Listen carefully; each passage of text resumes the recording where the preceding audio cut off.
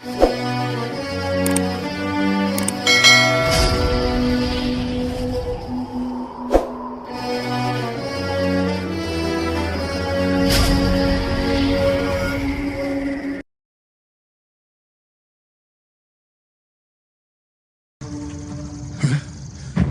करें गुरुदेव, ये इस जंतु ने काट कर रक्त बहाया, उससे आपकी निद्रा में विघ्न हुआ।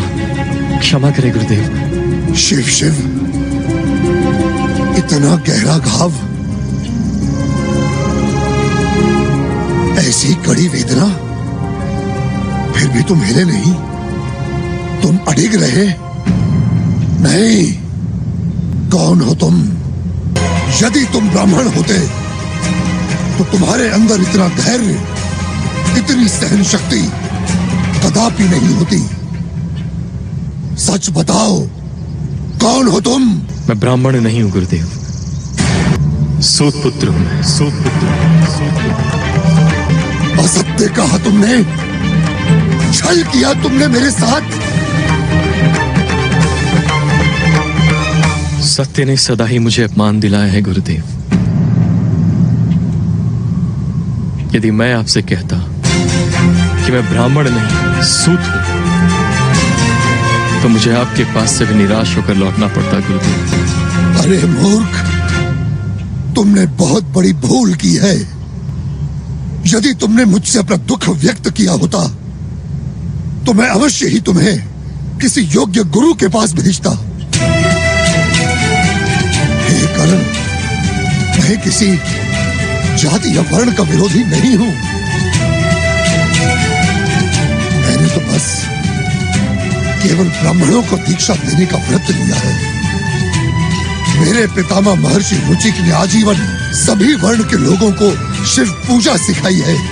यदि तुम सत्य बोलते पुत्र, यदि तुम सत्य के मार्ग पर चलते तो तुम्हें लाभ अवश्य होता।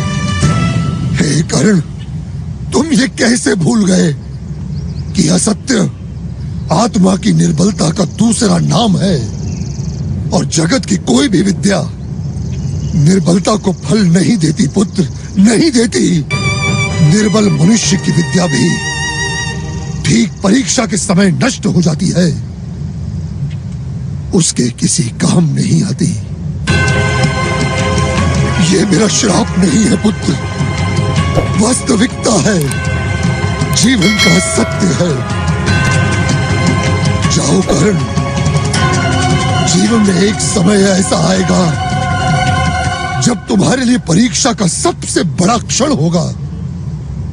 तो उसी क्षण तुम्हारी विद्या तुम्हारा साथ छोड़ देगी, लुप्त हो जाएगी, तुम्हारे किसी काम नहीं आएगी।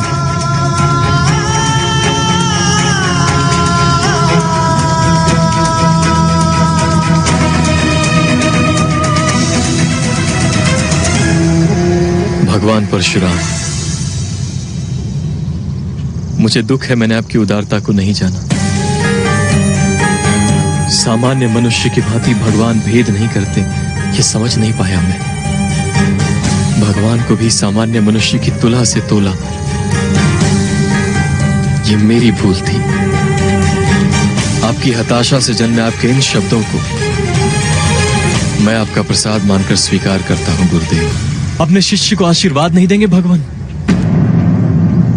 शक्ति है, भक्ति है, जन्मों की मुक्ति है, जीवन का ये संपूर्ण सार है, वेदों की कथा अपार है।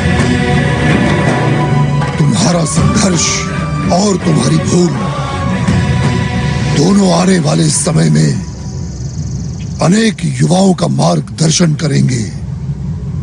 यही मेरा आशीर्वाद है पुत्र। आयुष्मान भव।